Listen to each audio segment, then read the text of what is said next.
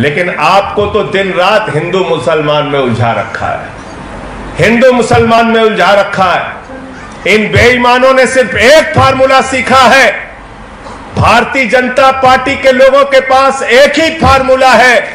कहते हैं नौजवानों, तुम्हें बेरोजगार रखेंगे, नौकरी मांगोगे तो लाठियों से पिटवाएंगे, लेकिन वोट भारतीय जनता पार्टी को देना, क्योंकि हम मुसलमानों को ठीक कर रहे हैं। माताओं और बहनों, महंगाई से भले ही तुम्हारे घर का चूल्हा ना जले, भले ही महंगाई के बोझ के तले दब जाना, लेकिन वोट बीजेपी को देना, क्योंकि हम मुसलमानों को ठीक कर रहे हैं। किसान भाइयों, भले ही तुम्हारे किसान की फसल का दाम तुमको हम ना दे पाए, भले ही कर्ज के बोझ के तले आत्महत्या कर लेना, लेकिन मरने से पहले अपने परिवार को बोल के जाना, वोट बीजेपी को देना, क्योंकि हम मुसलमानों को ठीक कर रहे हैं। व्यापारी भाइयों, भले ही मक्खी मारते रहना, तुम्हारा व्यापार चौपट हो जाए, बर्बाद हो जाए, चिंता मत करना, लाइन में लग के वोट बीजेपी को देना, क्योंकि हम मुसलमानों को ठीक कर रहे हैं। इन बेईमानों ने मुसलमानों को ठीक करने के नाम पर पूरे हिंदुस्तान का बेड़ा गर्क कर दिया।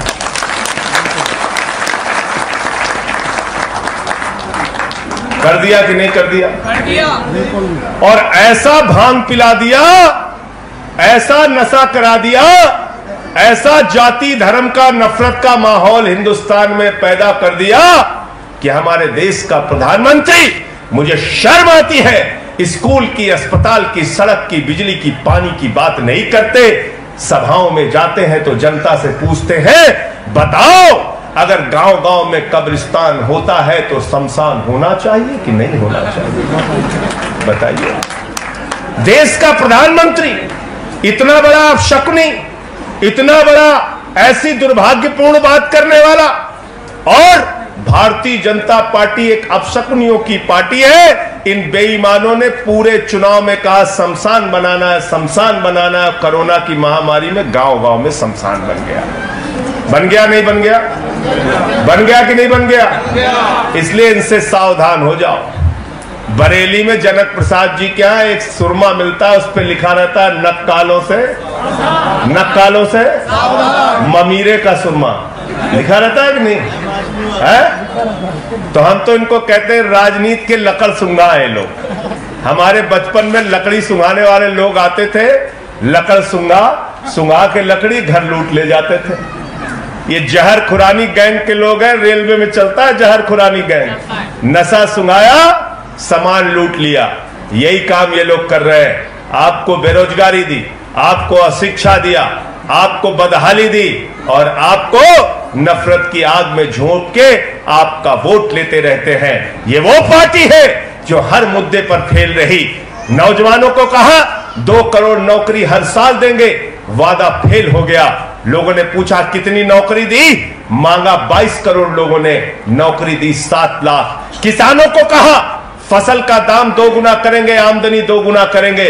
किसानों ने पूछा हमारा हाल क्या है जरा बताओ, गेहूं की खरीद कम कर दी, राशन भी बंद कर दिया, और कहा राशन का पैसा देना पड़ेगा।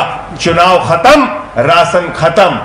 कहा व्यापारियों आपको राहत देंगे टैक्स के नाम पर, जीएसटी का, वैट का, कि टैक्स का बोझ आपके ऊपर लाद दिया। महंगाई देश के अंदर बढ़ा दी, डीजल का, पेट्रोल का, आटा का, दाल का, चावल का, गैस के सिलेंडर का सारा दाम बढ़ा दिया। और तो और छोड़ो, कैंसर की दवा का, किडनी की दवा का, टीबी की दवा का, हार्ट की दवा का दाम बढ़ा दिया इन बेईमानों ने। तो आज मैं आपसे पूछना चाहता हूं, किस ट्रेन पे बुलेट ट्रेन चलती है, किस रूट पे चलती है बुलेट ट्रेन? पूछो कितने लोगों के खाते में 15 लाख आया? कहां गया काला धन? अरे काला धन तुम कहते थे हम काला धन लाएंगे, आज तो स्विट्जरलैंड की बैंक में काला धन 2 गुना हो गया। किसका है काला धन? ये किसका काला धन है? भारतीय जनता पार्टी वाले भ्रष्टाचार की वॉशिंग मशीन है। जितने बेईमान इनकी पार्टी में आ जाते हैं सब ईमानदार हो जाते हैं। मुकुल राय जब तक टीएमसी में बेईमान, इनकी पार्टी में आ गए ईमानदार। ये बेईमानों को ईमानदार बनाने की वॉशिंग मशीन इन लोगों ने खोल रखी है। ऑपरेशन लोटस चला रहे हैं, विधायक खरीद रहे हैं। दिल्ली में अरविंद केजरीवाल जी की सरकार को गिराने की कोशिश इन्होंने की, जो प्रयोग शिंदे पे इन्होंने सफल किया, सिसोदिया ने वो प्रयोग फेल कर दिया और कहा यहां पे ऑपरेशन लोटस चलने नहीं देंगे।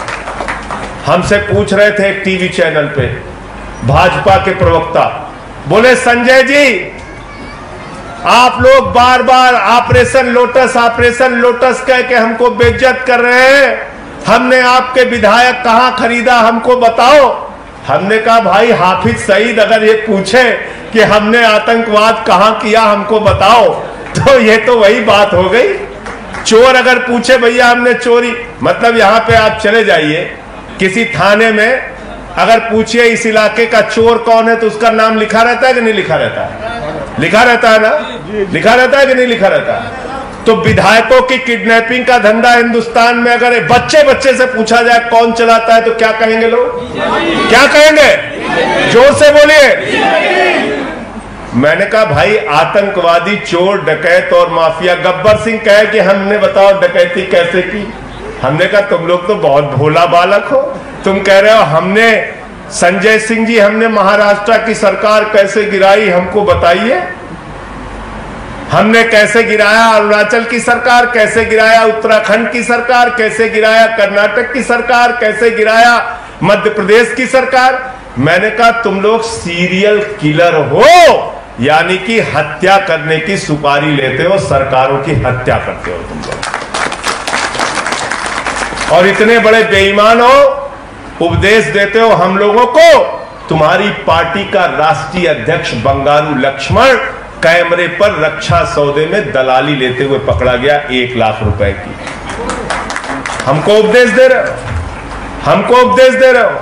भारत के रक्षा सौदे में दलाली खाने वाले लोग हमको उपदेश दे रहे हैं। राफेल के जहाज में दलाली खाने वाले लोग हमको उपदेश दे रहे हैं। आप जरा कल्पना कीजिए और सोचिए दोस्तों, अग्निवीर योजना ये लोग लेके आए, कह रहे 17 साल में सैनिक बन जाओ, 4 साल नौकरी करो, 21 साल में पूर्व सैनिक बन जाओ, उसके बाद कटोरा लेके घूमो, कटोरा लेके घूमो। हमने पूछा क्या नौकरी दोगे? अरे कहीं धोबी का काम कर लेंगे लोग, झाड़ू लगा लेंगे, कहीं ड्राइवर बन जाएंगे। हमने कहा और? अरे बोले बीजेपी के दफ्तर पे सिक्योरिटी गार्ड की नौकरी दे देंगे। हमने कहा वाह बेटा, तुम्हारा लड़का जैसा हजारों करोड़ बीसीसीआई में लूटेगा और हमारा लड़का तुम्हारे दफ्तर के सामने सिक्योरिटी गार्ड बनेगा, ये व्यवस्था हम चलने नहीं देंगे। हमारे नौजवानों को भी काम चाहिए। और एक बात मैं आपसे और कहना चाहता हूं, पश्चिमी उत्तर प्रदेश के लोग भारी संख्या में सेना में है कि नहीं है ना? तो एक सवाल पूछिएगा, गांव गांव में जाइए और पूछिए, बुजुर्गों से पूछिए, माताओं बहनों से पूछिए, जिनके बेटे सीमा की सुरक्षा करते हुए अपने प्राणों की आहुति देते हैं, उनसे पूछिए। उनसे पूछिए जो -50 डिग्री टेम्परेचर में सियाचिन के अंदर और +50 डिग्री टेम्परेचर में जैसलमेर में जाकर भारत की सीमाओं की रक्षा करते हैं, उनसे पूछिए। एक सवाल पूछिएगा संजय सिंह की तरफ से, अगर 34,000 सैनिक हर साल कम होंगे तो 20 साल में भारत की सेना आधी हो जाएगी, और अगर भारत की सेना आधी हो जाएगी तो हमारी सीमाओं की सुरक्षा कौन करेगा?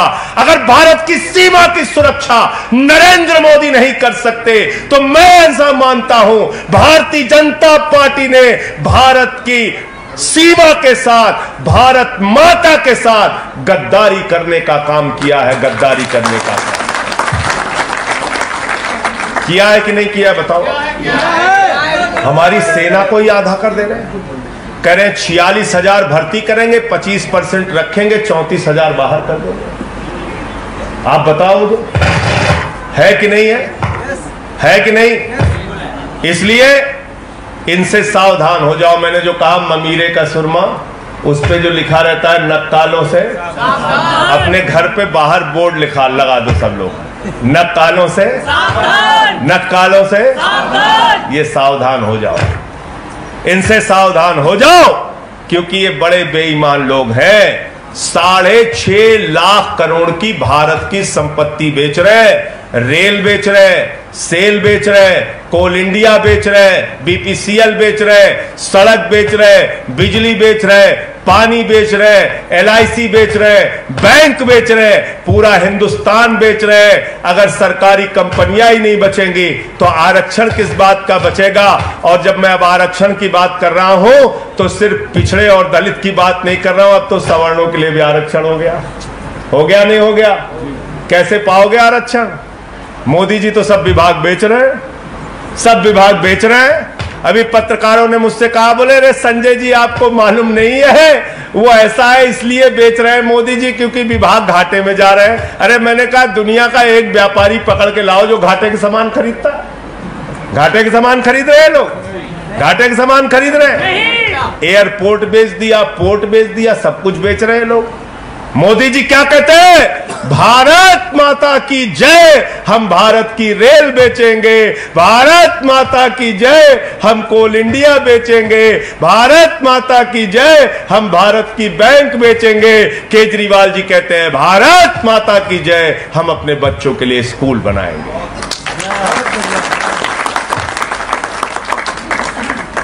हम अपने बुजुर्गों के लिए अस्पताल बनाएंगे। हम अपने माताओं बहनों को बस की यात्रा फ्री देंगे। हम अपने बुजुर्गों को निःशुल्क तीर्थ यात्रा कराएंगे। और याद रखना, भारत माता की जय भारत को तरक्की के रास्ते पर ले जाने से होगा। भारत माता की जय झूठ बोलकर और भारत की संपत्ति बेचकर नहीं होगा। आप सबका बहुत बहुत शुक्रिया, बहुत बहुत धन्यवाद।